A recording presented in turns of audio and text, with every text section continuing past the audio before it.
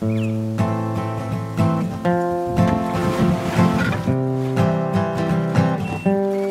I've just launched at noon at Darwin on the 17th of May. I think it's the 17th of May. I'm going to start forgetting the dates and times and things from now on. Basically just basically rely on the wind, the tides, sun, rain, all the natural things that tell me when to go and when to stop. And different lifestyle about to begin for the next 6 or so months. So it started, I'm on my way.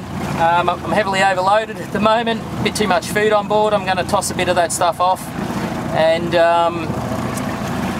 basically as I go along this first big leg of my trip towards Coburg Peninsula, I'll get rid of a lot of fuel along the way, and the boat will lighten up a fair bit as I get into the journey. So I can't wait. I'm doing it. See you in, I don't know, next pit stop. Bye bye Trailer Boat Club. Day one. Tuna are exploding everywhere in front of the boat. Woohoo! Look at them.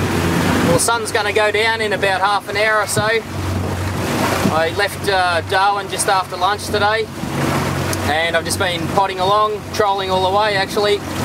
I've just left the Australian mainland and I'm going past the Vernon Islands, and Melville Island is within my sights.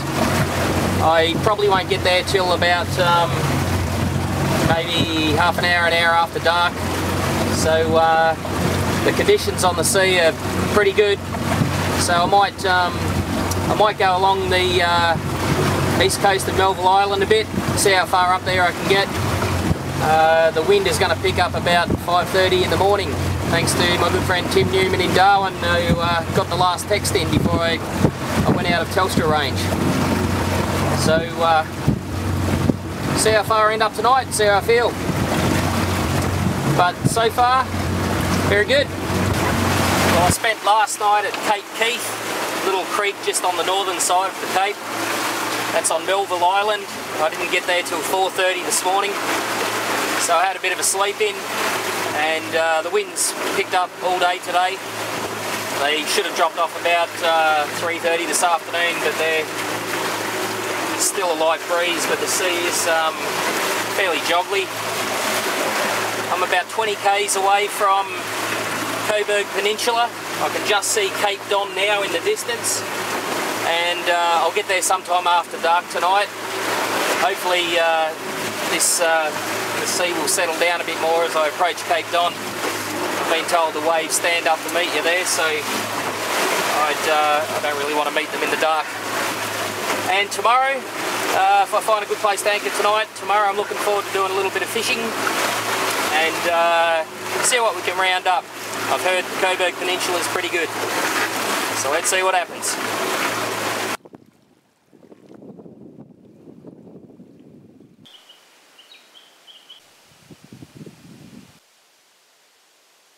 They can take you home or put you in a cell, take away your eyes until it feels like you're living in hell.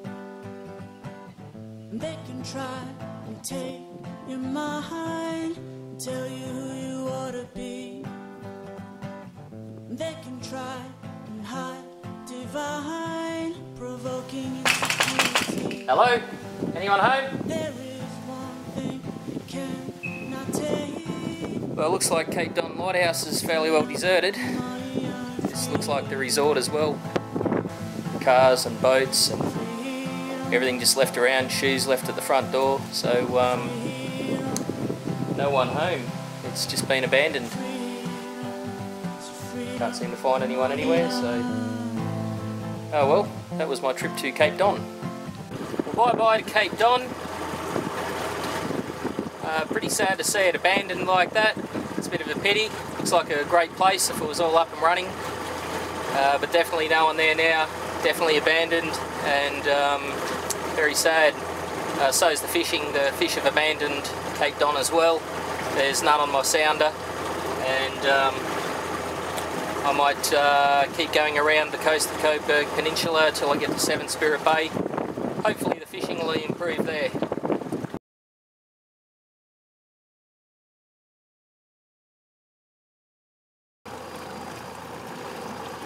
A sucker fish that must have fallen off that barracuda that I caught.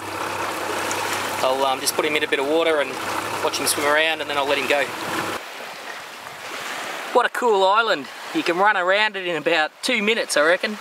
Just having a bit of fun with Sharon. Woohoo! Alaroo Island off Coburg Peninsula. Just a sand island and nothing else. Big reef all the way around it.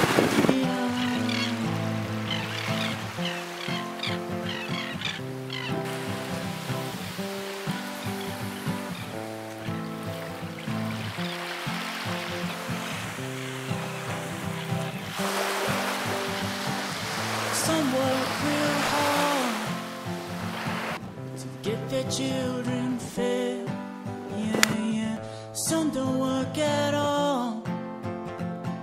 The motivation day. Yeah, I've got to go and get it.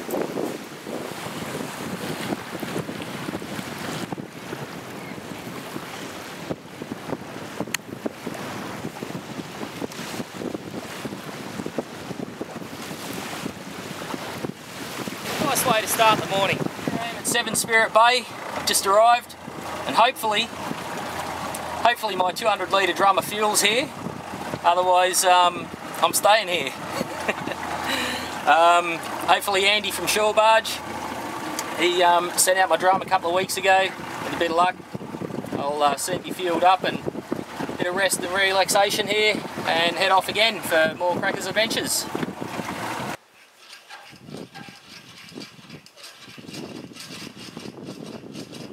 Scenery around the bay is fantastic, with sandy beaches to walk on, even historic sites to visit. The grounds are beautifully kept, and the resort's infinity pool will attract absolutely everyone. Some of the resort's activities include bird watching from a hide, guided nature walks, bentang safaris, fishing, or a cruise to the historic Victoria settlement in Port Essington. There's even a shop for some souvenirs. Wow. Did I mention the toilets in this place are unreal as well? Get a load of this. What a view. This is while you're brushing your teeth. And this is the view from the throne. You can actually sit here for so long, it's so relaxing and peaceful. You can just wait until the stars come out. Or go and do some more resort activities. You can hook all your engine instruments into these and alarm them all. It's a fish finder, does your depth sounding. So that's once again, that's Coral Bay where we are now. Ranger station. Where you come down here, and that's the big settlement down there, right down the bottom. It's a supercharged, turbocharged Detroit diesel. 50 litres of juice every hour it travels. That's a lot of juice. That's a lot of juice. Charlie's just doing some maintenance on the in the engine room on the equaliser. How big is this boat, Charlie? It's about 18 metres, so about 55 to 60 feet. Pretty decent sized boat.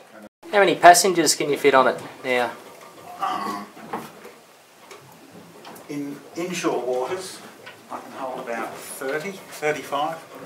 And then if I go out to sea, that number gets reduced down to around 20.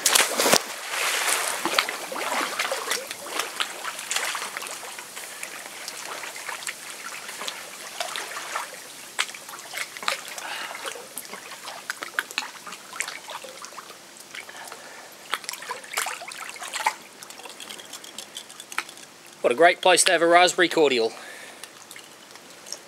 Well, Seven Spirit Bay was just absolutely unreal. What a great destination. Out here in all this remote wilderness, as a luxury resort, I recommend it to anyone. Onwards for the Crackers Across the Top adventure. We're ducking down to Port Essington, or we're in Port Essington, ducking down to the old Victoria settlement. That's going to be interesting.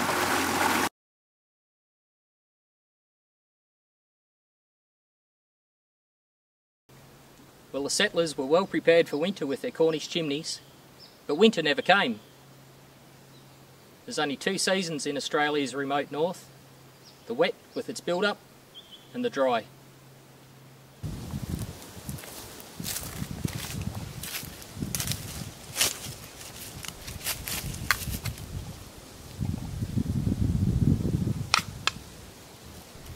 What a great spot to have a can of baked beans for lunch.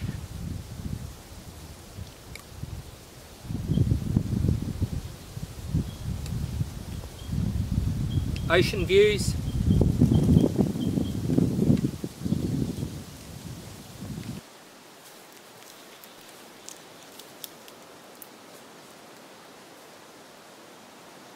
So when Captain Philip Parker King surveyed this area, he did it at the end of the wet season, and there was water everywhere.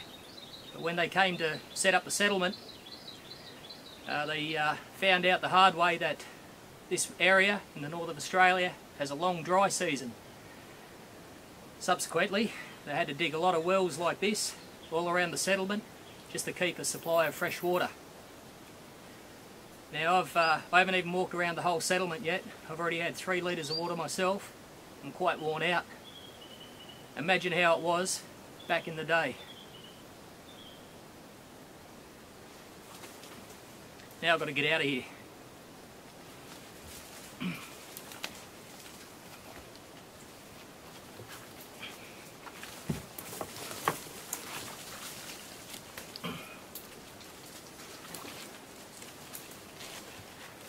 If I fall down, there's no one within QE. This is such a remote place out here. No wonder they didn't survive that long. These days, you won't find anyone out here. It's just too far from anywhere. So, G'day, Crackers. How are you, mate? Oh, g'day, mate. How are you? Yeah. Good to see you. How you going? Oh, good. I just... Oh, g'day. How are you? Oh, g'day. How are you? G'day, Crackers. G'day, mate. How are you? No worries. How are you? Morning. Have a nice day. What a great spot, eh? Great, thanks. G'day, Crackers. How you going? Good, mate. G'day, mate. How are you? What's your website? Esri Australia Cracker Tracker. You should find me. They got it notes back at the resort. Yeah, ask them for a note. We'll follow you. No worries. We'll get it. Yeah, no worries. You're doing a wonderful thing anyway, buddy. Trying hard. Bloody want to do it. No worries, mate. Cheers. All good. Thanks. This is one of those places that, okay, every now and then you see someone, but the only people that come here are from the Seven Spirit Bay Resort. Go and visit it, and you get the opportunity to come down here in the 55-foot equaliser boat in comfort and style, and that's the only way to do it. Some take home alone. Bit of action here. The gold judge has struck. Some take home nothing at all. That's my gold judge lure. No idea what we got. It's green and in. It's like a mackerel or something. These two.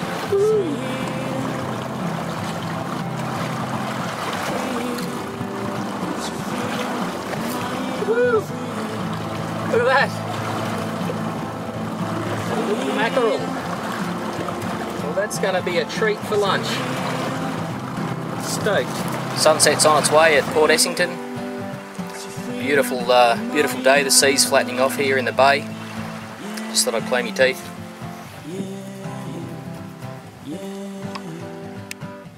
Just look inside, I said, you say, yeah. Just look inside, I said, you say, yeah. Just look inside.